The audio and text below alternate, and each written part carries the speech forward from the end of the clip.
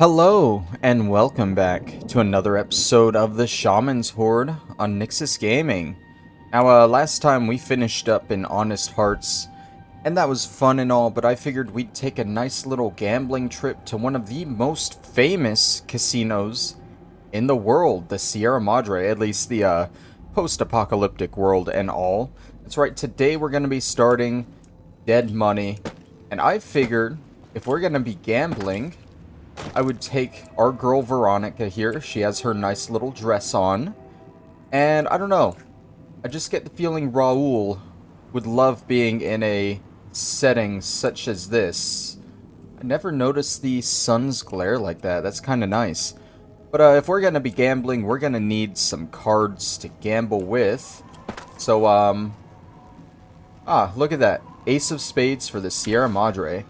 Today we're going to be going after the Dead Man's Hand challenge. You get 5 cards of Caravan. Sorry, I just lost it there a second. You get 5 Caravan cards in the Sierra Madre area here, and they actually make up an interesting story, reference something in real life, but I'm going to be showing you the locations of all 5. That is the first one you get here in the fountain, in the area where you talk to Father Elijah. Now let's head on to the seconds.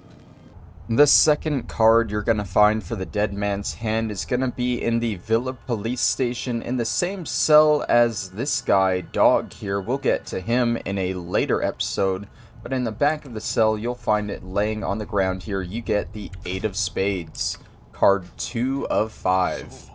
The third card you're going to find is going to be in the Tampico Theater whenever you're going to confront Dean. Right as you pass Veriki's dressing room, you'll take a left, and there's Dean right there. Instead of going up the stairs to confront him, you're going to want to go take a right backstage, and the card's going to be laying on the floor here, the Ace of Clubs.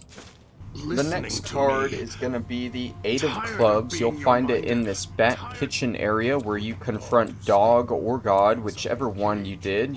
There's a lot of stuff in this back area, but if you look around, you're going to find this terminal here, the Cafe Madrid terminal. And to the right, on the ground, sits the 8 of Clubs.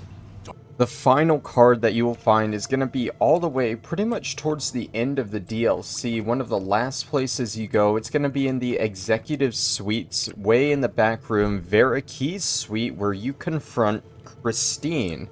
When you walk into the room, you're going to take a left, and you'll see her bedroom here. Don't mind the ash pile. Look to the right of that, and you will find the card laying on the floor here, the Queen of Clubs. And that completes the challenge for getting the Dead Man's Hand. Now you may be wondering, what is so special about these cards? Why are they called the Dead Man's Hand? Well, this whole challenge is based off an old American folk hero of the Wild West. We are talking about old Bill Hickok. Now there's a lot of tales about this guy, some of it true, some of it fictitious in nature. But the general tale is that one day on August 1st, 1876, he was playing poker at an old saloon, and a drunk man arrived and started to play poker with him. That man lost very heavily, and he left very insulted that day. The next day, Hickok was playing poker again at the same place, when this same man came into the saloon and shot him in the face, point blank range. Hickok, of course, died that day, but the Dead Man's Hand is based off of the hand of cards that he had when he died. Now, it's generally agreed that there was a pair of aces and a pair of 8s, but there's some dispute over the suit of the cards, and the 5th card is generally unknown. The card we get here, the Queen of Clubs, is actually what Ripley's Believe It or Not believes it to be. But there is no way of knowing because it's always different in every story. So that's all this is today, just a fun little challenge based off a real life story of an old American gunslinger. I figured it'd be nice to start off the Dead Money section of this playthrough with just a small, fun little challenge like that.